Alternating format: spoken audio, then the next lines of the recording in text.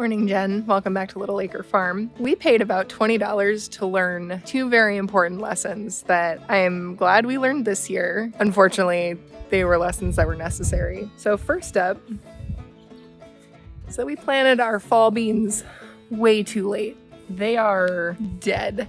All of the cells in the leaves basically burst because it got so cold that, they're nothing. They're completely wilted. They're compost now. And that's okay. I'm glad that we learned this lesson. We spent about $10 on the inoculants, and we spent about $10 worth of seeds for these beans and the ones on the trellises. So it's not the end of the world. It sucks, but it's okay. So one good thing that came out of this happening now is that we get to learn early if our inoculants worked or not. So inoculants work by essentially making nitrogen nodules on the roots of peas or beans, which feed the plant the nitrogen that it needs to be successful. And then also, as long as you leave the roots in the ground after the plants are, spent or dead, it helps them fix the nitrogen in the soil that they've consumed, essentially. So if we pull one of these up and we see that it has little nodules on the roots, then we know that the inoculants did indeed work. And if we had not planted them so late, we would have had a really good bean harvest. Let's find out.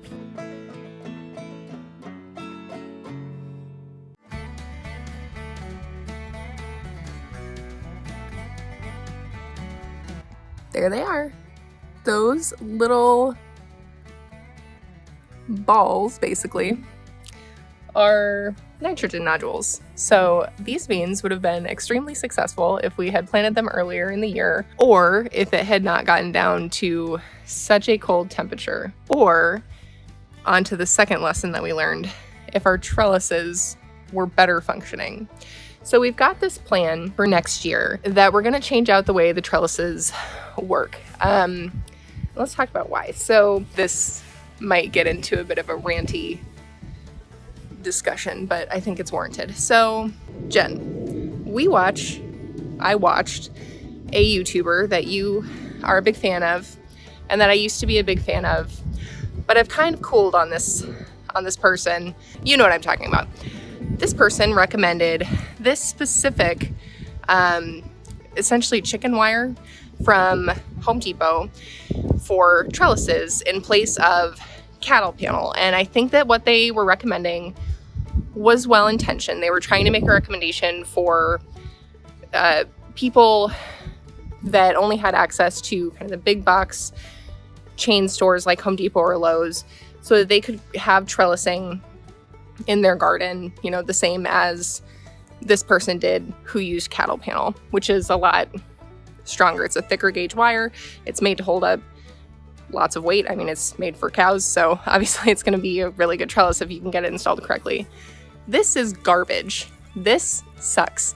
This is not a good trellis at all, and did okay in the summer holding up things like beans and things that were really light. I don't think that it would hold up squash very well because they are so heavy. And with things like cucumbers, it was starting to sag pretty heavily. So I don't know why they recommended this. I think it was a terrible idea, and I regret buying it because it's wasteful. We're gonna have to tear it out and replace it with something else for next year. It's frustrating. Now, we've learned that lesson, and related to the beans, we learned that the placement of the trellis, in addition to the material, is also wrong.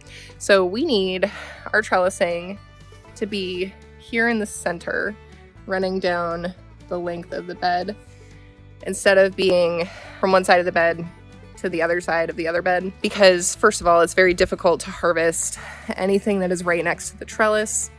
But also, we probably could have saved the beans if the trellises were running down the center, because we would have been able to put a blanket over the beans attached to the trellis if it was sturdy enough to hold it, which this one would not be, on both sides of the trellis to cover all of the beans, and also to cover the beans that had started binding up the trellis. I do not recommend this style of trellis to anybody, ever. I don't recommend a chicken wire trellis for any reason, unless you're bracing it against the house and it's not an arched trellis that is intended to hold up a significant amount of plants.